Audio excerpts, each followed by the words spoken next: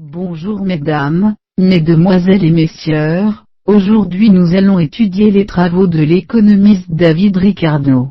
Économiste anglais, David Ricardo publie en 1817 Le principe de l'économie politique et de l'impôt et est considéré comme l'un des économistes classiques les plus importants. Il développe une théorie de la valeur. Selon lui, le prix d'échange d'un bien n'est pas déterminé par son utilité. À titre d'exemple, l'eau ne coûte pas cher, pourtant on en a besoin tous les jours.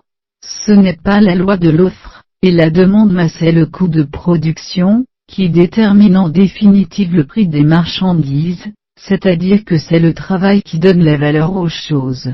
Qualifié de libéral pessimiste, il pense aussi qu'alors que la population ne cesse de croître, les rendements de la terre sont décroissants, c'est-à-dire que chaque nouvelle terre mise en culture pour faire face aux besoins d'une population croissante, est moins fertile que les terres précédemment cultivées. Il arrive un moment où la terre ne rapportera plus suffisamment pour faire face au développement démographique. On atteint alors ce qu'il appelle l'état stationnaire. À long terme, ce mécanisme des rendements décroissants est contrebalancé par le progrès technique.